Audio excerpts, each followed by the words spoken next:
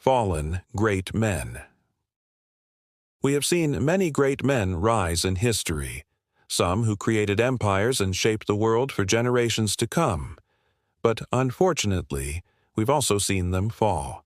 And often, their falls were very public, bitter pills to swallow for people who looked up to these men. Alexander the Great, Julius Caesar, Genghis Khan, all great men who died young and prematurely. But today, we will talk about perhaps the most beloved of them all, Cleopatra. Cleopatra was an Egyptian queen famous for her intelligence, wit, beauty, and charm. She ruled over Egypt from 51 to 30 BC, a period in which she became one of the richest women in the world.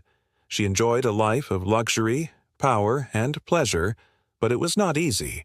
She faced many challenges during her reign, including civil wars, foreign invasions, and political conspiracies. But she was always able to overcome them and protect her kingdom.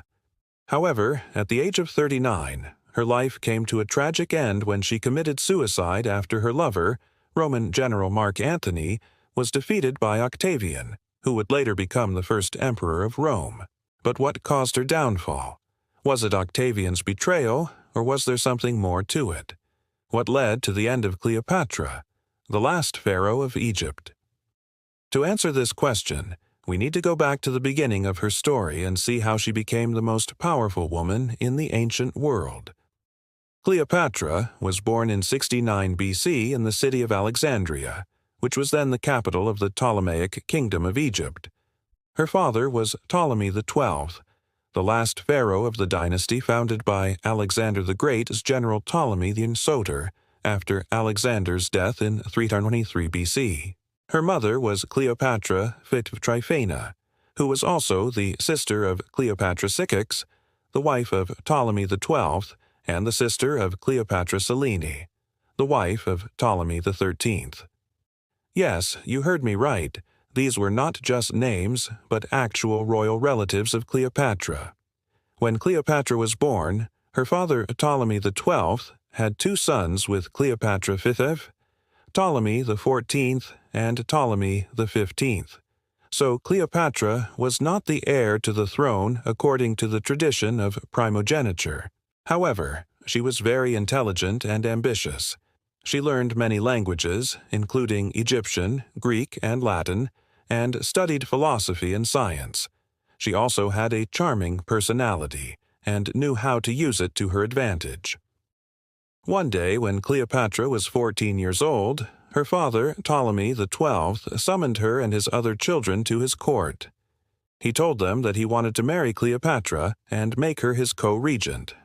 Then he asked them if they agreed with his decision. Obviously, her brothers were furious because they thought that they were the ones who should inherit the throne after their father. They argued with him, but he was adamant. He said that Cleopatra was the smartest and most capable of them all, and that he wanted her to be his successor. Then he left the court and went to his bedroom.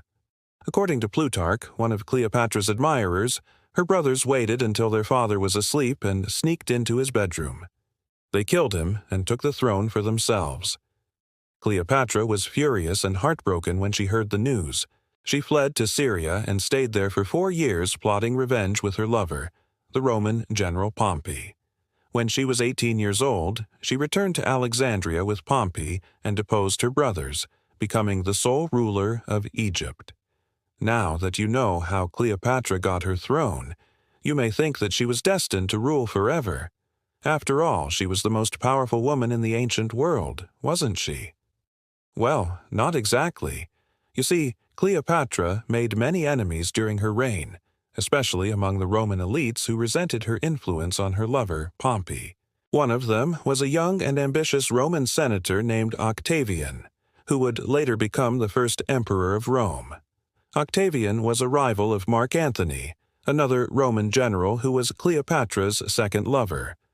Octavian wanted to destroy Cleopatra and Mark Antony because he saw them as obstacles to his own power and glory. He accused them of conspiring against Rome and waging war against it. He also accused them of having children together, which would give Mark Antony a claim to the throne. He used propaganda and manipulation to turn the Roman people against Cleopatra and Mark Antony and started a civil war against them.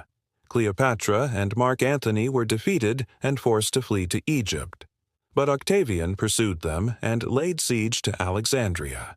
Cleopatra and Mark Antony were trapped in the royal palace with their armies and their lovers. They tried to resist Octavian, but it was futile. Octavian was too powerful and determined. He had more soldiers, more ships, and more money than they did. Plus, he had the support of most Romans who hated Cleopatra and Mark Antony. As the siege dragged on, Cleopatra and Mark Antony grew desperate. They needed help, but where could they get it from?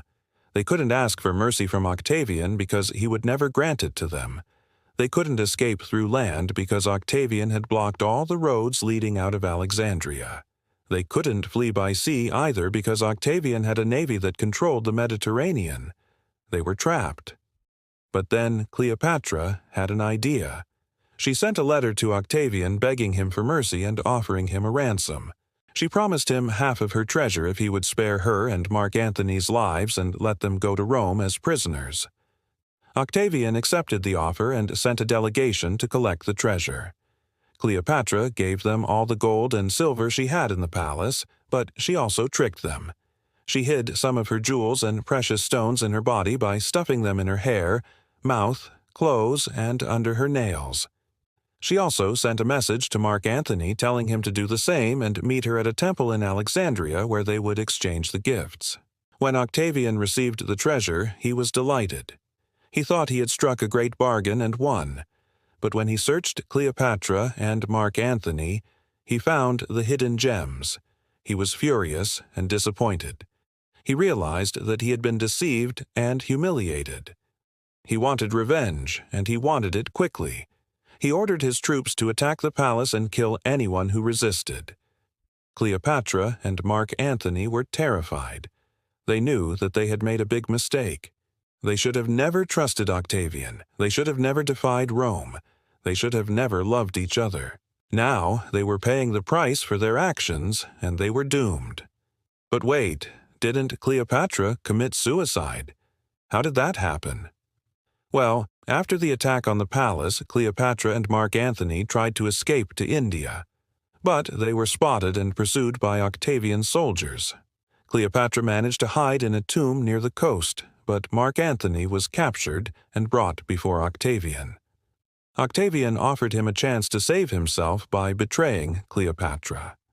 He promised him that he would spare his life and give him half of his treasure if he revealed where she was hiding. But Mark Antony refused. He said that he would rather die than betray Cleopatra. So Octavian executed him, ending Mark Antony's life. Cleopatra was devastated when she heard the news. She felt betrayed by Octavian, who had broken their bargain and killed Mark Antony despite knowing where she was hiding. She felt angry at herself, who had made the whole situation worse by defying Rome and provoking Octavian.